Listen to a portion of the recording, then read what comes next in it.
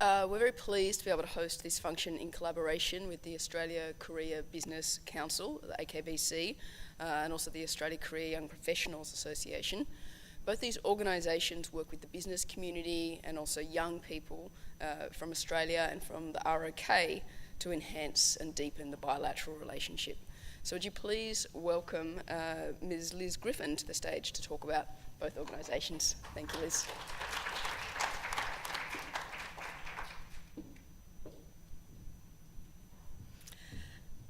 여러분 안녕하세요. 저는 호주 한국 비즈니스 협회 AKBC에서 이사직을 맡고 있는 리즈라고 합니다. 오늘의 행사에 와주셔서 정말 감사합니다. 특별히 호주 한국 재단 Australia Career Foundation 관계자 여러분 환영하고 오늘의 행사 함께해서 기쁘게 생각합니다. 그리고 피터 콜맨님에게도 큰 감사의 마음을 전합니다. 큰 박수 보내주세요. Good evening, everyone. My name is Liz Griffin, and I am the Executive Director of the Australia Career Business Council and also the President of the Australia Career Young Professionals Association. I just said in Korean, thank you very much for coming to this event, and also thank you very much to the board and Peter Coleman for hosting this event with us tonight. Before I share a few thoughts with you on tonight's theme, I'd just like to acknowledge a few people in this room who have made tonight's event possible. First, Peter Coleman, the Chair of the Australia Career Foundation, Claire Spencer, the CEO of the Art Centre, Mr Song-hyun Kim, Consul General, Mr Byon, the Director General of COTRA, and also Georgina Carnegie, who sits on both the boards of the Australia Career Foundation and the Australia Career Business Council. For those of you who don't know too much about the Australia Career Business Council or the AKBC, we are a not-for-profit, member-based organisation that promotes trade and investment between Australia and Korea. Each year we hold a series of events to promote the opportunities in Korea, and recently we've also started delivering cultural training programs to help Australian businesses better navigate the Korean business culture and to help them succeed in Korea. The biggest event that we hold each year, however, is the joint meeting with our counterpart in Korea, the Korea-Australia Business Council. This year will actually be the 39th time that our two business councils meet, and our Korean counterpart is hosting us in Busan on the 29th and the 30th of October. The two delegations, the Australian delegation and the Korean delegation, will both be led by our respective chairman. Our chairman is the Honourable Mark Vaile, former Deputy Prime Minister of Australia and also currently the chairman of Whitehaven Coal. And the chairman of the Korean side is Choi Chong-woo, the CEO and chairman of POSCO, the world's fourth largest steel making company and also Australia's single largest export partner. So the conference is a fantastic opportunity for you to come along to network, to learn about some of the opportunities in bilateral trade between Australia and Korea, but also to promote some of the stories about what you're doing between Australia and Korea. So this is my open invitation to everyone in this room to come along to Busan on the 29th and 30th of October, and that includes the university. So we'd love to see everyone there, especially if you do have quite a strong business interest between Australia and Korea.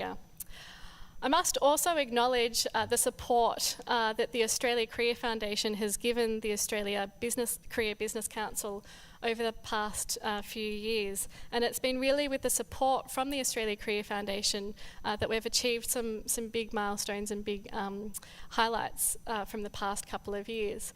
So I'm just to throw a few stats at you. We have grown our membership by over 164% over 3 years, and we've also been able to increase the number of events that we host nationally across Australia. So thank you very much to the board of the AKF for your continued support. My other hat today is the president of the Australia Career Young Professionals Association, and this is a fantastic little organisation which is targeted at promoting the Australia-Korea relationship between young professionals aged between 25 and 40. And what I really like about this organisation is that it doesn't matter what your interest is in Korea. You could be Korean Australian, you could have a huge love for K-pop, or you could have studied in Korea. This AKBC platform is really just an opportunity and chance for young professionals to come together to network.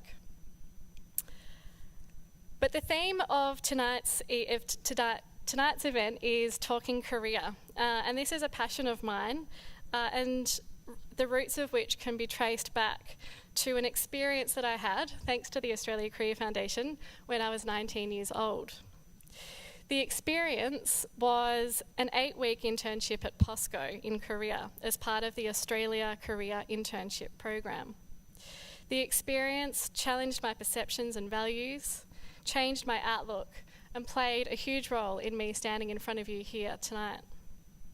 After being accepted into the internship program, I went to Korea that January and spent 8 weeks at POSCO headquarters in Gangnam. And boy, was I in for a surprise.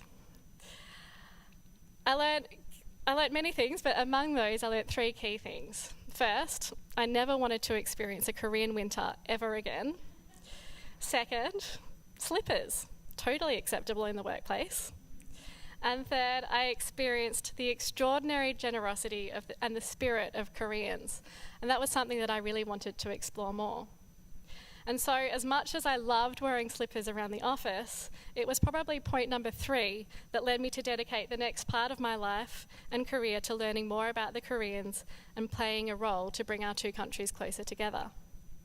And so that's what I did. I spent the next year in Korea trying to master the language. Again, partly funded by the Australia Korea Foundation, 감사합니다. And even today I use my language, my language skills play a key role for me in building stronger connections with my Korean counterparts.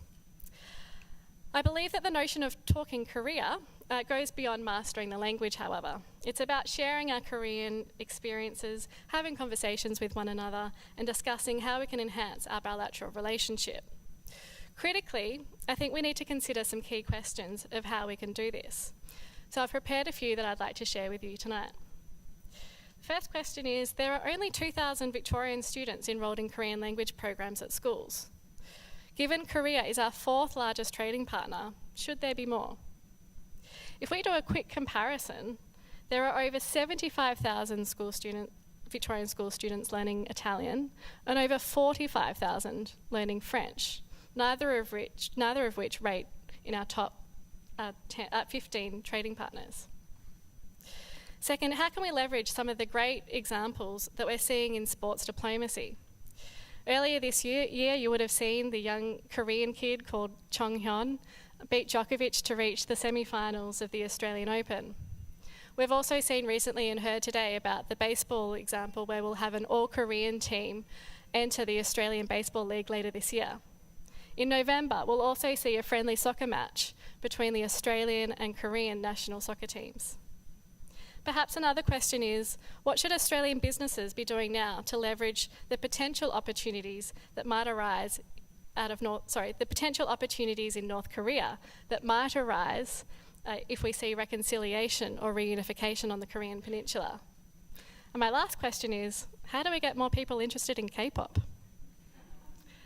So to conclude, there is a common phrase that is used by people like myself working in the Australia-Korea relationship, and that is that the Australia-Korea relationship has not yet reached its full potential.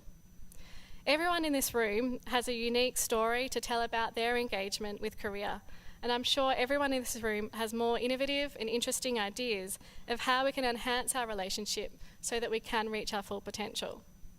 Tonight, I encourage you to do just that, to strike up a conversation and share your ideas and perspectives of how we can strengthen our relationship.